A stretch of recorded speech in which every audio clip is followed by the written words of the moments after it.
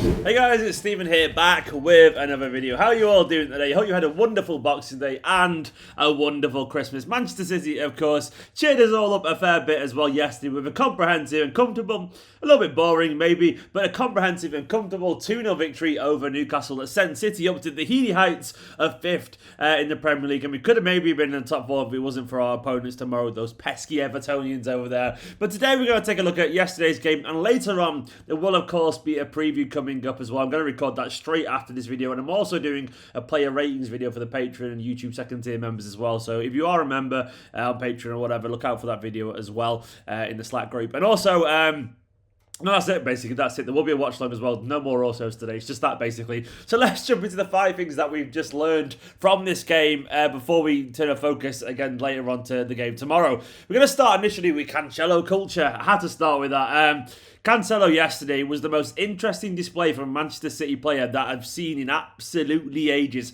And by that I mean interesting in the sense of like seeing something new, something a little bit different, and something that I didn't really expect from one of the players on the pitch. I mean, it was so fascinating to see this tactical readjustment of a player's positional sense and what they meant to do on the pitch. And it felt like as interesting as like the Delph kind of like, when Delph was obviously retrained as something else, this felt that kind of transformational potentially. And Guardiola even touched on yesterday the idea that the defenders played well. He mentioned a back three. So the idea basically that Cancelo wasn't really part of the defence yesterday officially at times, because obviously Ake being part of a back three as well alongside there. Just bang the elbow. That really hurt.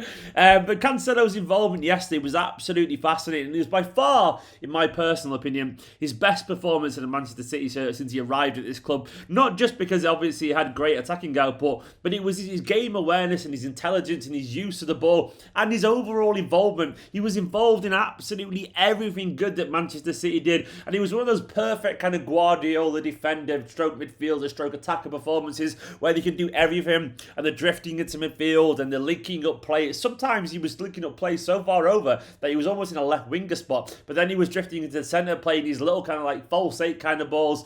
And if you watch the compilation of his passes and movement, honestly, they were like Kevin De Bruyne-esque at times. Some of the little passes in behind to Sterling on the right in the first half in particular were absolutely delightful. And he continued to make chances. Of course, it was his like kind of pre-assist to Sterling that then pulled it back to Gundogan for the first goal, and it was his cross, even though deflected back to Torres, that caused the problems for the second goal as well. And then he put chances on the plate for Sterling to miss a sitter from yards out, and then Bernardo wasting the follow-up, and Aguero as well missed a sitter from a few yards out. He was absolutely brilliant yesterday, and I want to see more of that for Cancelo, a genuinely different and unique option. The problem with Cancelo, I don't say problem, that's probably harsh, but he's seen as the better attacker than Walker, because he is, but he hasn't been so far, in my opinion, like exponentially better than Walker, and you want to see that.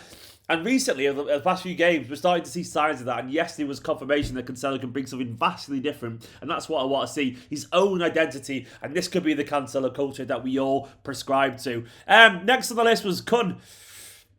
There's a little bit of hope there. Now, don't get me wrong, I still believe that Aguero, his best days unfortunately are behind him, and I think we're going to struggle to see the best of Aguero constantly due to his niggling injuries and all that kind of stuff. But yesterday he showed a little bit of hope that he still does have those striking instincts. I know he missed a sitter, but it was his movement to drop off to the back post in the first place, and his general kind of like thirst for being on the pitch that really impressed me yesterday. Yeah, there was a couple of beautiful passes as well. One first time volley out, I think it was to Sterling, was it Sterling? I can't remember, but there's one lovely little kind of volley, and his general sprightliness on the pitch isn't something that I personally expected, and I'm hoping we can find a way to at least get him on the pitch for 15 to 20 full 90 minutes this season, because you can tell when he's there, he occupies spaces that our other forward players simply don't, because he's Sergio Aguero, because he's got that ingrained striking instinct into his brain that he knows exactly where to be. And I reckon if we get him on the pitch regularly, and maybe tomorrow hopefully, if we get him on the pitch regularly, he can offer something that Gabriel Jesus and Ferran Torres simply can't, because he's Sergio goddamn Aguero. Thirdly, we have to put a little bit of respect on Silky Ilkay Gundogan's name. I mean, he's been a bit of a boo boy and a mixed kind of mixed bag over the years for Manchester City. Some people really rate him, and I understand that entirely. Some people think he's a little bit slow and not quite as good as others, which I kind of slightly understand. But none of us can deny at the moment, and if you are denying this, you're trying far too hard to be contrarian or stick to original assertions on the player. None of us can deny that Gundogan at the moment is looking very, very good. He's looking very assertive, very much involved in everything positive that Manchester City do, and I love that, Gundogan. I love it, man. Be that player. And I honestly believe we're seeing the best of his form is because he's kind of like stepping out of Fernandinho's shadow, he's stepping out of Silva's shadow, so maybe he's just starting to find his own confidence. He's getting a run of games to be this like kind of hybrid number 6 stroke number 8, where he's not fully as a false 8, but he's not fully as a number 6 either, and he's getting a chance to show a wide range of his game. And one thing I really like him at the moment is he's getting more key passes, and he's getting into the area and scoring goals. More of that Ilkay, because he's a good finisher, actually, Gundogan. A better finisher than we give credit for. And he's a very intelligent footballer. And currently, he's one of our most informed players. We just cannot deny that. And he's been brilliant recently. And I think the more he plays in this role, hopefully, the more he starts to find... He's kind of like David Silva instincts, and he's not David Silva, he's never going to be, but he has got similar traits to him, and he obviously has a ball retention trait and general overall confidence on the ball that is just rare in footballers, and I love it. Long may it reign, Silky Ilkay. Next on, I was going to put something different here, but then I decided I wanted to talk about Nathan Action. There you go. I guess that sums him up perfectly. Nathan Ake. I was going to say the Nathan Ake option, basically, but Nathan Action, that'll do for him. And one thing I will say is that he showed yesterday how solid he is. We know this anyway, but I really liked this kind of defensive solidity, which allowed basically Cancelo to bomb forward and be an extra attacker, knowing that Ake is there defensively and has that genuine like stubbornness defensively. He's really strong, really aggressive, and very reliable. And to be honest, it kind of showed what Manchester City could be. I do think in general this season's a bit of a compromise. I do think Guardiola knows that we haven't really got the players to be as progressive and as silky going forward as we'd like to in previous years.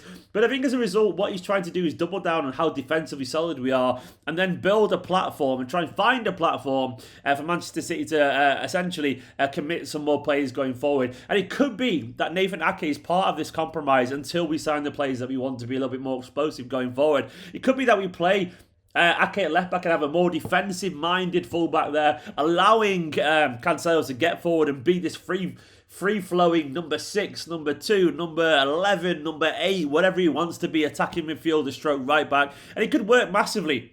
I thought Ake yesterday was so solid and so good. And imagine this kind of defensive solidity in the Champions League. For years now, we've been a little bit naive and giving away soft goals. And maybe this foundation of Ake alongside Stones and Diaz, and maybe Laporte could do it too, by the way. That's another option there.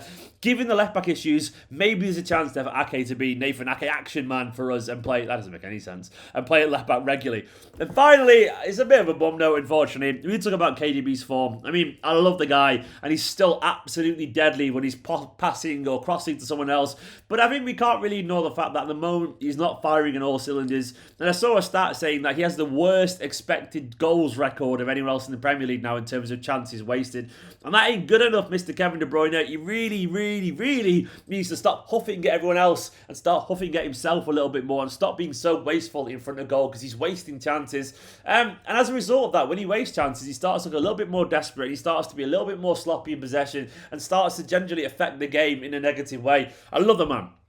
And I've got no doubts whatsoever that this is just a downturn in form, which happens to everyone. Honestly, it really genuinely does. And he has to find a way now, personally, to find his best form and find a way through this. I've got no doubts. It's Kevin fucking De Bruyne, man. The guy's an absolute genius. And even when he's not playing that well in front of goal in terms of his own finishing and all that kind of stuff, he still is obviously incredibly effective in terms of assisting his final ball. So there's no worry on that front. But I want to see this man, who we know can score 15, 20 goals a season, start doing that this season, because Kevin De Bruyne scores some of his chances he's had so far. We're probably even higher in the table than we currently are. That's almost certain, in fact, because he has been a little bit wasteful too. So he has to maybe turn the mirror towards himself a little bit and start, going, who am I? What do I want to do in front of goal now? And I'm sure he will find that level, because I do feel like any other season when he went through a goal yesterday for that 1-on-1, he would have scored that at Manchester City, apart from this season for some reason. He always reminds me of his finish when he went through 1-on-1 at Old Trafford after Kelechi Iheanacho flicked it onto him, and he slotted it past De Gea absolutely brilliantly. The confidence, the conviction, the arrogance to finish that. Even his finishing last season when he was banging them in, towards the end of the last season, that needs to come back, Mr. Kevin De Bruyne, because if it does come back, Manchester City are a dangerous proposition with our defensive solidity at the moment. We're not perfect, and it isn't exciting football, but it's functional and it's effective at the moment. So we need to make sure that when we get chances, Mr. Kevin De Bruyne, we're taking them. Anyway, guys, that's 5 things that I personally took from the game. Go and watch my match reaction video from last night, of course, and once again, thank you to all the patrons and the YouTube and second tier members. If you are of the right tier, there's a player ratings video available for you now as well, so go and watch that. And there will be a preview in a few hours ahead of the Everton game tomorrow, because there's so much to talk about and so little football. Sorry, so much football to talk about and so little time. So that'll be coming up at about like 5 or 6 p.m. or something like that. For now, though, like, comment, subscribe. Big love.